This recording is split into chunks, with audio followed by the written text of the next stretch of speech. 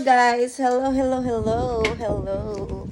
Welcome sa aking trip ngayon. Dito lang ako sa garden kasi basta pagod ako. Ayokong lumabas. Tapos para na makarelax ako. Nakinig ako ng Bible study. Ayun. Bible study. Ayun. Nagtulog-tulugan ako guys. Tinamad ako as in oh my god, what happened to the house? Why it looks like that? I'm surprised. But look guys, look. Oh my god, I didn't expect that they removed like that. Why? Oh my goodness, it's look like that. Sad. Okay. Nire-renovate kasi may bagong lilipat. Pero alam mo, grabe tong rose ko, no? Sana dumami. I'm looking forward to see my rose. Na alam mo yun, yung dadami yung bulaklak niya. Tapos ito ngang isa na to, dumadami na siya. As in, ito nakikita mo, ang ganda, oh. Ayun, oh. Ganda, no? Ayun. Ilan pa lang ang kanyang, alam mo na, petals. Ayun. Pinapadami ko ang aking flower. Nag-iisip ako kung magpipitas ako ng bagong flowers tapos gagawa ako ng bouquet. Pero grabe, tignan mo naman kasi yung dyan side, oh. Yan. O diba, I hope that next year it's gonna be more. Pero yan yung klaseng flowers na madali siyang dumami, guys, as in ang ano niya. Yun nga lang ang problema, nakahiga siya dahil sa sobrang, alam mo, sa sobrang niya, bigat ng flower yata. Iniisip ko, gawa kaya ako ng bouquet, no? Kasi alam ko mga ilang weeks pa masisira na siya, kaya kailangan kong gumawa ng bagay para makabuo ako ng aking mga gagawing bouquet. Na alam mo na, baka isa kayo sa ikakasal, guys.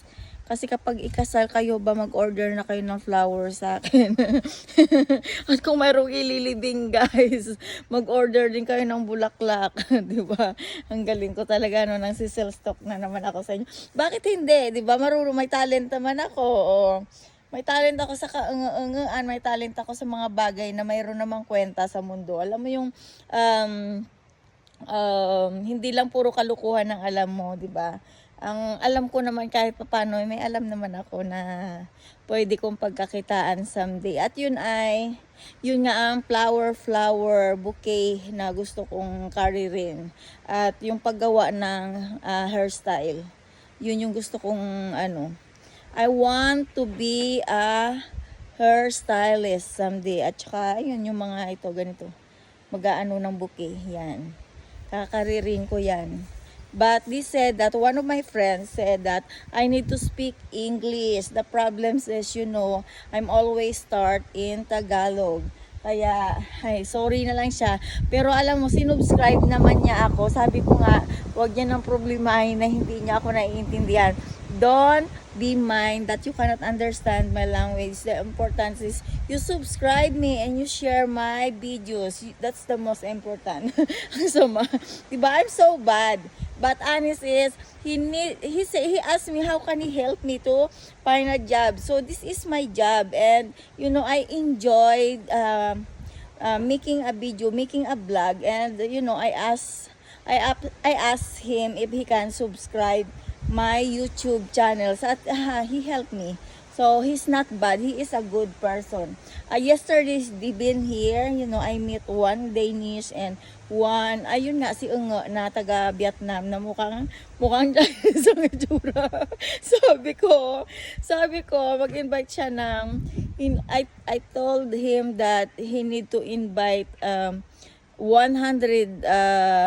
friends.